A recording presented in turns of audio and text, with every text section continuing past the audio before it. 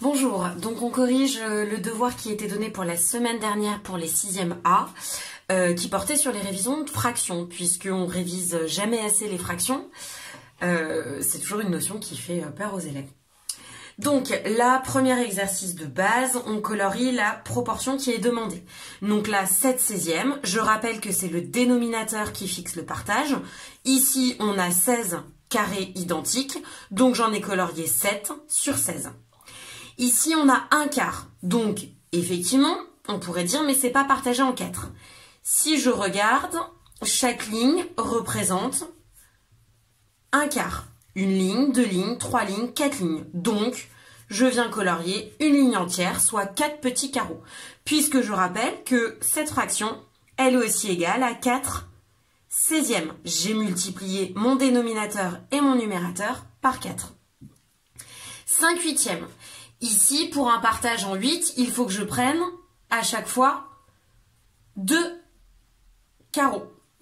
Puisque 1, 2, 3, 4, 5, 6, 7, 8. J'ai bien 8 fois 2 carreaux.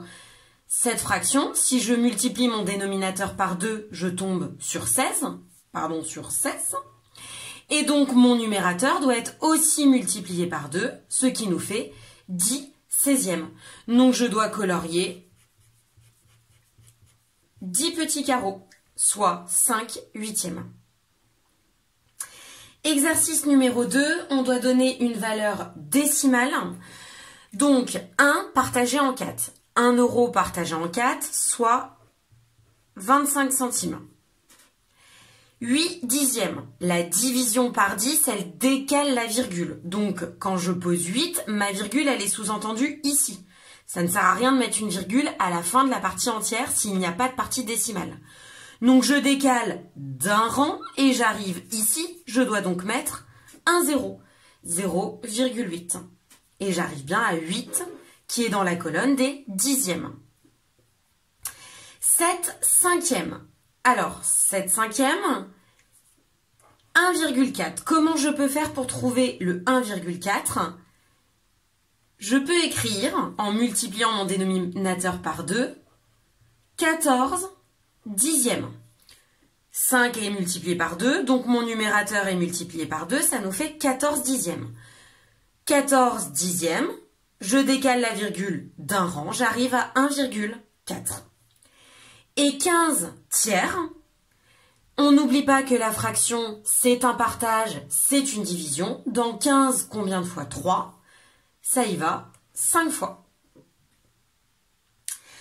Alors, pour l'exercice 3, on a mis une petite vague, puisqu'ici, on ne peut pas donner une valeur exacte comme à l'exercice 2, mais on ne va pouvoir donner qu'une valeur approchée. Donc, dans 23, combien de fois 7? On tombe environ sur 3,28. Derrière, c'est un 5. Donc, que vous mettiez 3,29 ou 3,28, on va dire qu'on ne peut pas vous punir. Ici, on a donné un arrondi au centième, 2 chiffres après la virgule. Dans 8, combien de fois 3? 3 fois 2, 6. 3 fois 3, 9. Donc, on sait que ça y va 2 fois et des poussières. Dans 8, combien de fois 3? On trouve 2,6666. Et à la fin, la calculatrice, elle affiche un 7, puisqu'elle arrondit. Donc, nous, si on fait au centième, on va mettre virgule 67, puisque après, c'était un 6. Donc, c'est plus proche de 67 que de 66. Pour l'exercice numéro 4, alors, qu'est-ce qu'on vous demandait dans l'exercice numéro 4? On vous demandait de donner les abscisses des points A, B et C. Sachant que sur chaque droite, la graduation est la même, mais on ne part pas. Alors la graduation en plus n'est pas la même, puisque sur la première droite, on a un partage en 6 de l'unité. Il y a 6 petits tirés pour une unité. Tandis que sur la droite numéro 2, il y a 4 petits tirés pour une unité. Donc, je regarde le point A. Je vous rappelle qu'une abscisse se marque entre parenthèses, on ne met pas le signe égal.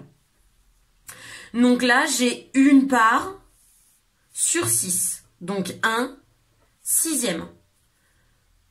Le B, je peux compter 1, 2, 3, 4, 5, 6 parts sur 6, 6, 7, 8, sixième.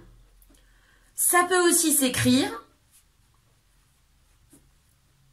si je divise mon numérateur et mon dénominateur par 2, 4 tiers.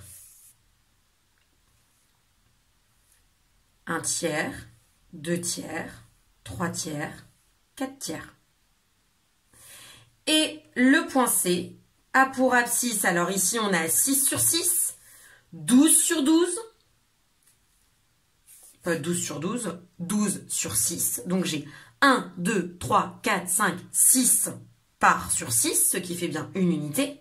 7, 8, 9, 10, 11, 12, mais toujours sur 6, puisque le partage de l'unité est en 6.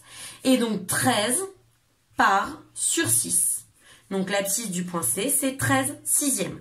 Cette fraction, je ne peux pas la simplifier. 13 et 6 n'ont pas de diviseur commun. Deuxième droite, le point A. Alors ici, on est partagé en 4. Donc le dénominateur, ça va être 4. Le nombre 2, c'est 8 sur 4. Dans 8, combien de fois 4? Ça fait bien 2. Donc là, on n'a pas pris 8 parts, mais on en a pris une de moins, on en a pris 7.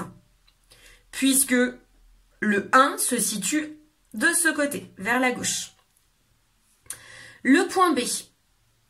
Alors, le nombre 3, c'est 12 partagé en 4, si on est toujours sur une base de partage en 4, puisqu'on est toujours sur la même droite, graduée.